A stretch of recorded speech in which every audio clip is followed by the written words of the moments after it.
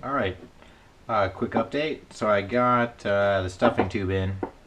You can see I added a little bit of epoxy mixed with some chopped fiberglass to the bottom here.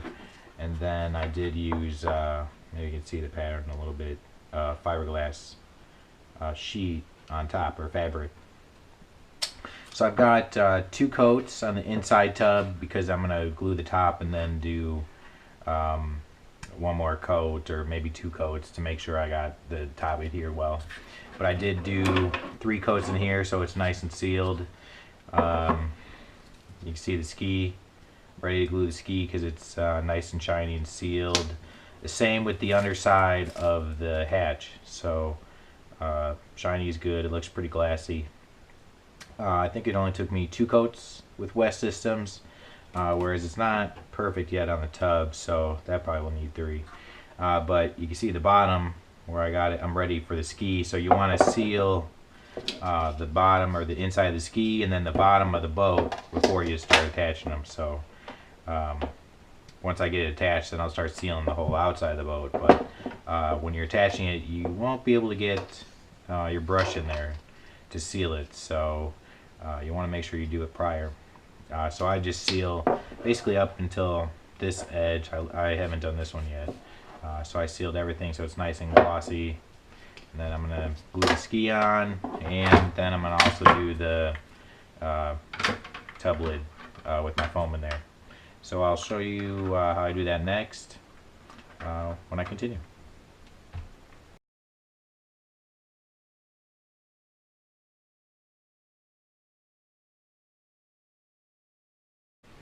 Alright, I did get my deck lid glued on, and I'll show you some pictures before this how I set it up on my granite countertop.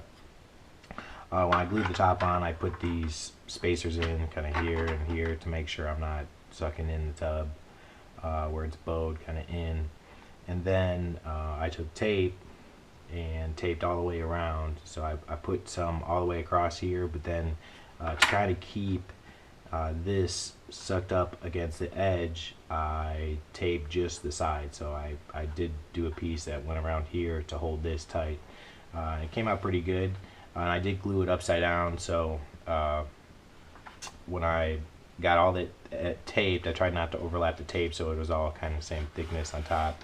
And I flipped it over, put weight on the granite countertop to make sure there's no twist. So I luckily did get, when I did glue it, I got no twist in it. So I checked it on the granite and it doesn't really rock, so it's perfect. So now I'm going to move on to gluing my ski. Oh wait, hold on, let me show you. I did print these kind of cool. I'm pretty hard on my boats, so I printed these rings and caps for the boom tube holders. So I'll epoxy those in there because when I race my boats and stuff, sometimes I hit waves and buoys, so I seem to always knock these out. So I wanted to add a little more support. So when I do the ski, I do like to leave these in, or I do like to set up the sponsons on there because I want to make sure I'll probably maybe put some weight on each of them to keep them flat on the surface, and then I want to make sure this surface is flat too as I'm gluing it. So I want everything nice and flat on where it would ride on the water, which is basically the countertop. So to get the ski right, oh, sorry, it's gonna fall off. So what I do is I've obviously sealed the inside of the ski and then the bottom.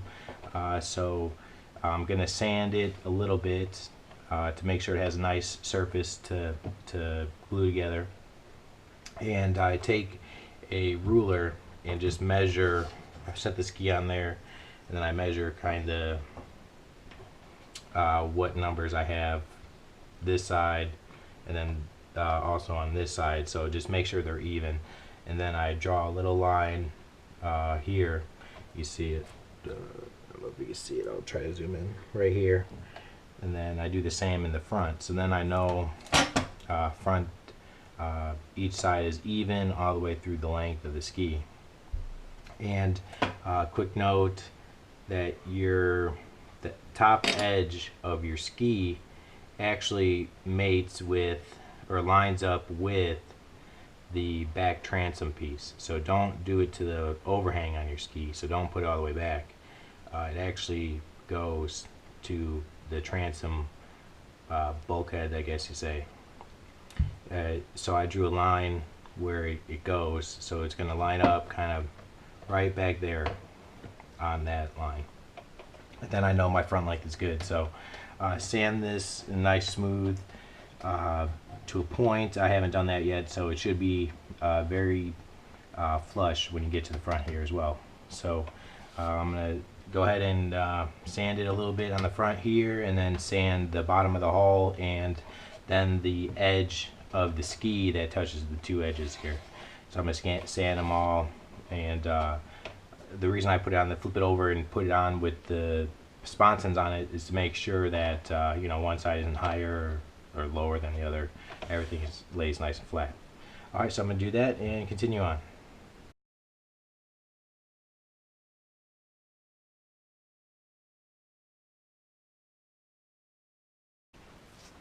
Alright, nearing the home stretch. I got the boom tube holders glued in, and I got my top deck lid on, and then also the front nose block and ski epoxied on. So now I'm just have to seal basically. I did trim my hatch, not very well, so I got put tape here, see where I kind of cut it. Went a little crazy with my scroll saw, so I'm gonna have to add some filler to get it back perfect, because I'm a little picky. So I'm gonna sand everything, sand the inside one more time, turn it over, make sure I hit all this again to make sure I have the top deck lid glued on perfect. But right now I'm going to start sealing my sponsons. So I mixed up the epoxy. So what I did is after I got everything sanded smooth, all the sheeting great, and even with the side plates, I sanded with 220, and then I wiped with mineral spirits and let it dry. So and then I'm using gloves just so I don't have any oil on my hands. Probably a little overkill, but I want to make sure I don't have anything interfering with the adhesion of the epoxy. So here I'm using West Systems 105 and 207 hardener. It's the clear stuff, so I like this because it doesn't yellow over time. So sometimes that Zippkits, you leave it out in the sun, or if you drive your boats, I'm in Florida, so it has a lot of sun, it yellows it. So I like this 207. It's a little expensive for the pump kit I get and everything. It's like, I think like $85 shipped, so it lasts a little bit, quite a while, but that's kind of expensive. So, but it works good. It's probably the best stuff. I use it for a lot of stuff like inlays and things. So here I'm gonna show you how I basically seal my stuff. So I'm gonna get everything on there with my brush. Make sure I coat everything, get a nice layer going. So then after I coat it, I sand it again. So I'm going to sand it with either 320 or 220, depending how it is. Get everything smooth again, and just to make sure until it gets glassy. So I showed you before how it glasses up, so you can see kind of once this dries, it's not going to be very pretty. So it's going to take a couple coats. So once I get everything on there, I like, got a stupid brush here. I like to make sure I wipe off the excess. So it's okay if you leave a little bit extra by the boom tube holders so that doesn't go anywhere.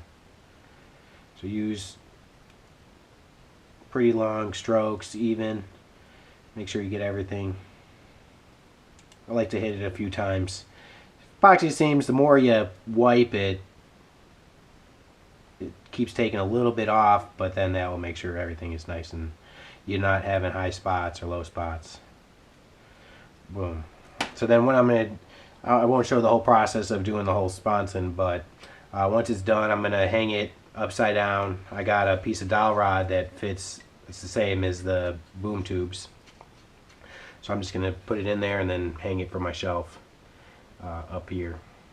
And I like to hang it with the back so that everything drips down to the nose, because otherwise sometimes you might leave it here, get a little lip here, and if you're just leaving it for the final, you don't want to interfere with that ride surface right there. So do it right here, and then you can sand off the extras.